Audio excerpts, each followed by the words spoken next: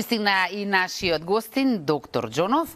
Ние лиците сакаме да се го наречеме како естетски хирург, но официјално е специјалист по пластична и реконструктивна хирургија од Аџибадем Систина, но и од државната клиника. Докторе, професор, доктор, добро утро, повелете. Добро утро, фала на поканата. Да, ја работам во Аџибадем Систина и ја за клиника за пластична и реконструктивна хирургија.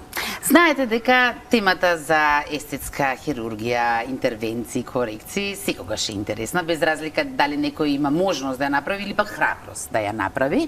Ајде да почнеме општо што е она што се може да направи естетската хирургија.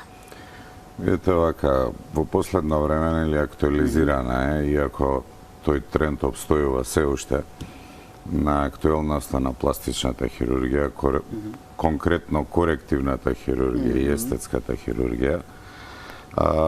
Не сме све могучи, не можеме све да направиме. Ќе дојдат често пати пациентите, пластика сакам, кои што не се доволно информирани, иако морам да признам во денешно време ќе 99% од пациентите се информирани за интервенциите, што се случува и како сето тоа се изведува. Пластичната и реконструктивна хирургија може да се примене на било кој дел од човечкото тело.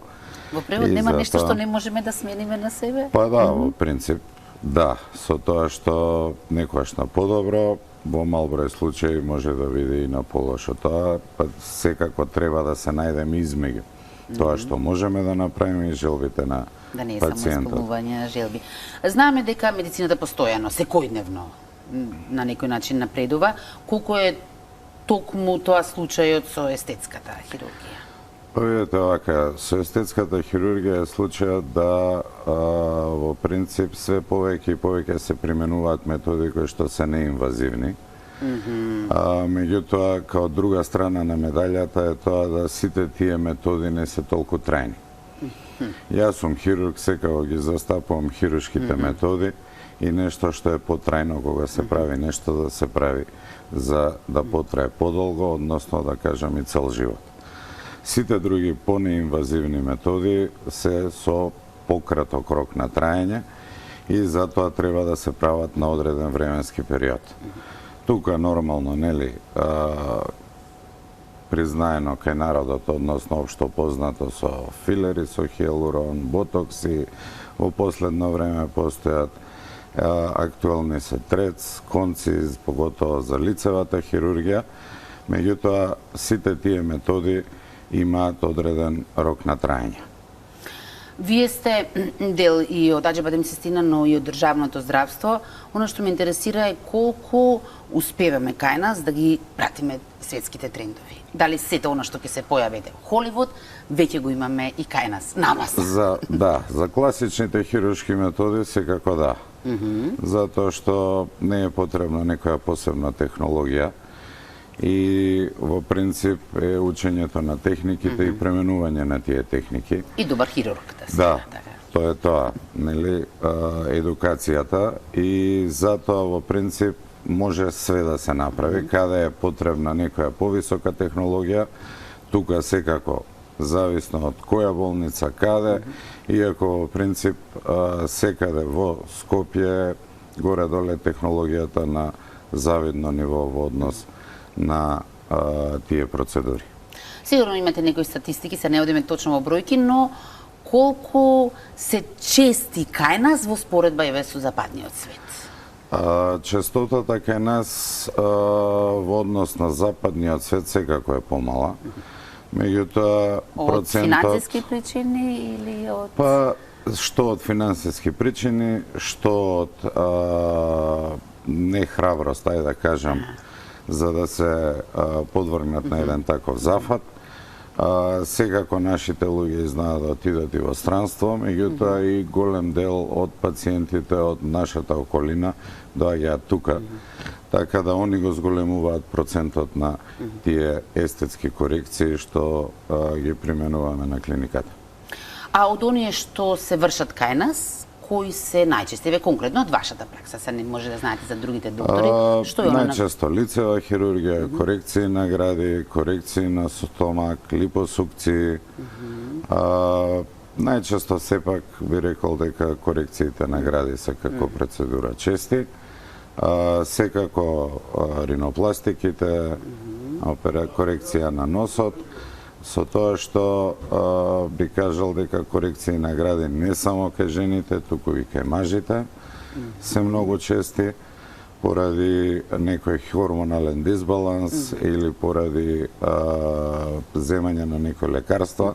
Често пати се случува да има хипертрофија на машките гради, па го коригираме и тоа со комбинирани процедури, така да во принцип тие се најчестите кои што се применуваат. Добро, значи широк спектар, ние рековме дека денес ќе се фокусираме на неколку, не можеме да фатиме се. Секако. Ајде да почнеме од операцијата на гради, иако јас сета мислев дека за жените повеќе, но кажавте и други случаи. Да, не е исклучиво женски феномен.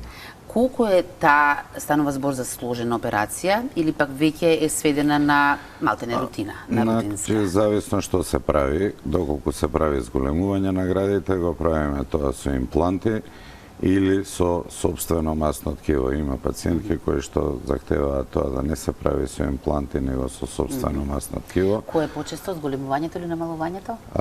Зголемувањето, секако. Не прашувам зошто, добро. Обично намалувањето е поради промена на формата на градата, поради хипертрофија, односно зголемување. Тука има и медицински причини, кај голем број од жените не може да ја поднесат тежината, проблеми со рветниот столб и затоа се подвргнуваат на еден таков зафат. Секако посложен е зафатот на намалувањето на дојката, пошто треба да се извади дел од нејзе заедно со жлездите и масното ткиво и повторно да се состави, да се направи нова дојка. Секако дека тоа се рутински интервенции, веќе кај нас имплантите не траат повеќе од час, час и половина. Имаме добавувачи кои што носат светски признати брендови на импланти, така да од таа страна сме на завидно ниво и да кажам на едно сейф ниво за сите пациентки кои што се подвргнуваат на такви интервенции. А што е со постоперативниот период? Сепак е станува збор за операција, не може да станеме и веднаш да излеземе во град да ги прошетаме. Така? Имало и такви случаи што ден мора да се прошетаат, меѓутоа секако операција, едноставно да кажеме. На што треба се внимава најмногу? Најмногу треба првите 2 недели се најкритични, да се внимава на движењето, да се внимава на напор, забрането е вежбање, дури првиот месец забранет е било како фитнес, првите 2 недели дури и кола возење, така да се има своји ограничувања. Кај редукциите, односно намалувањето на гради е подолг постоперативниот период, може да трае и до 1 месец, затоа што оди со поголеми хируршки резови и сето тоа треба време за да зарасне и да ги намалиме оној процент на компликации кои што можеле да настанат. Сами се дојдовте до другото прашање, кои се можните компликации? Можните компликации... Сигурно тоа го објаснувате однапред, така? Да, секако си имам и своји презентации, мора да се објаснат и компликациите за пациентот да е свесен, иако со нашите рутински интервенции тие се сведени на минимум. Инфекциите сме ги сврлиле скоро комплетно, затоа што секаде се работи асептично и по хируршки принципи. Знаат во некој мал процент да настанат хематоми, кои што обично се разрешуваат конзервативно, без поголеми проблеми, сосем мал процент потребна е до интервенција и кај редукциите тешко зараснување на раните или лошо зараснување на раните. Често пати тоа зависи од самиот организам на пациентот, односно пациентката, доколку реагира малце по екстензивно на тие хируршки резови, знаат тие хируршки резови да бидат појаки, меѓутоа имаме средства со кои што ги третираме за сето тоа да се заврши на крајот добро по пациентот. Колку е ова операција или интервенција слична, односно сродна со реконструкција на градот? Реконструкција, значи, по отстранување на тумор, така? Да. Се работи и тоа, рутински веќе кај нас, реконструкции на гради после мастектомија. Секако треба, не може кај сите пациенти, обично во договор кај нас ги работат карциномите на дојка-торакалните хирурзи, обично во договор со торакалниот хирург, кај која пациентка може, кој е погоден кандидат. Малку се покомплицирани реконструкциите, затоа што потребни се повеќе зафати, со еден зафат не може да се реши проблемот. Секако идеално не може да се направат да се издравата дојка и нормалната дојка да се исти. Затоа и тоа им го кажуваме на пациентките, дека е процедура од неколку зафати за да може комплетно да се реконструира обликот на дојката, формата и изгледот.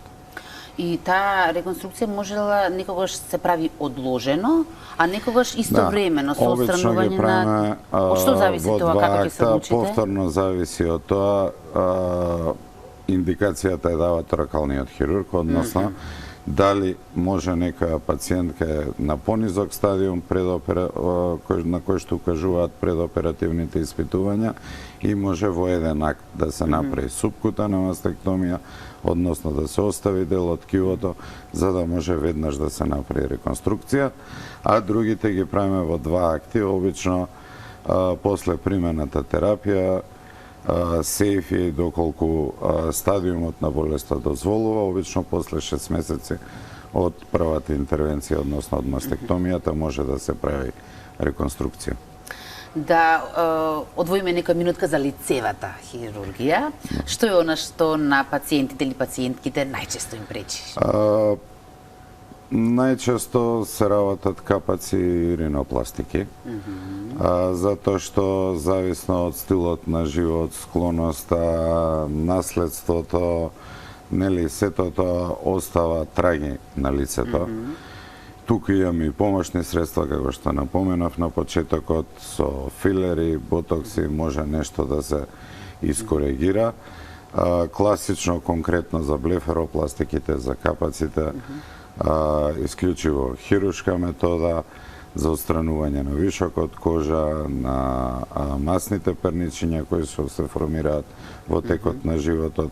Ринопластиките, нели, знаеме, тоа е корекција на носот, една од најкомплексните интервенции. Што е најсложено, сакав да прашам? Една од најкомплексните интервенции, меѓутоа секако кај нас и тоа се работи рутински, веќе со години.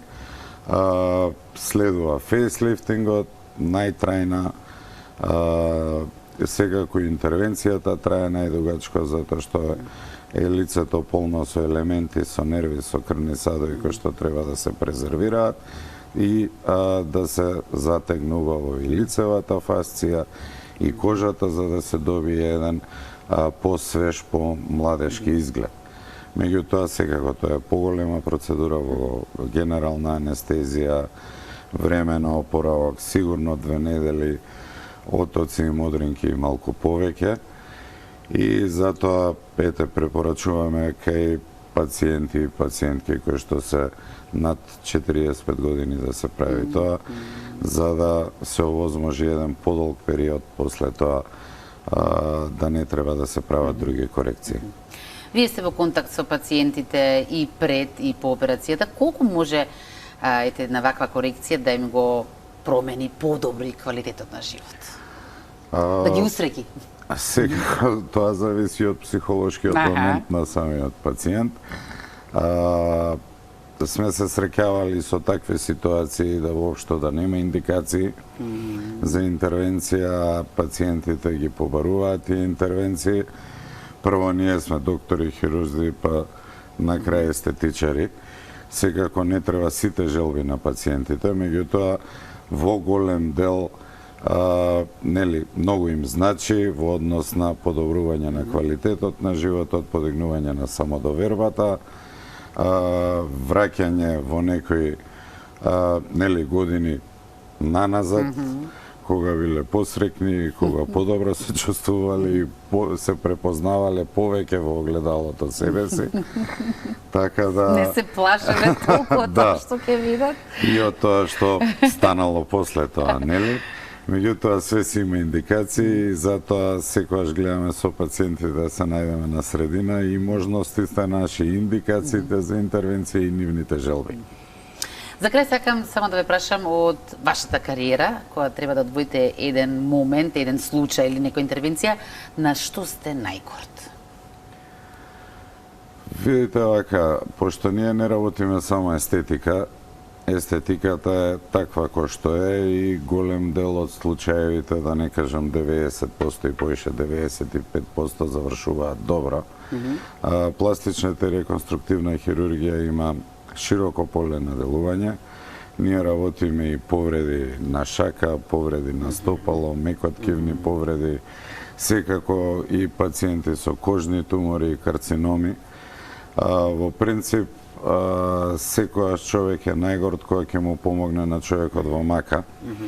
Односно, имало мал милион случаи кај што имало повреди, кои што после тоа, поготово на рацете, пошто нас не одвојува во однос на целиот животински свет функционирањето на шаката. И доколку човек не му функционираат рацете, има проблем со комплетното функционирање во животот. И кога ќе се врати тој момент дека некој може да продолжи да работи, може да продолжи да функционира најнормално и покрај мутилантните повреди и тоа што се случило, мислам дека тогаш сме најгорди, најсамозадоволни да кажам дека сме помогнале некому, или рецимо кога ќе излечиме пациенти со некои кожни тумори кои што рецидивирале, кои што се искомплицирале, а со нашите постапки и интервенции сме ги довеле до ниво да бидат здрави. Докторе, многу ви благодарам на ова ваше гостување. Сигурна сум дека, како што рековме на почетокот, секогаш е интересна ова тема. Ние продолжуваме понатаму, 8 часот и 30 минути е време резервирано за најновите вести на Алфа телевизија.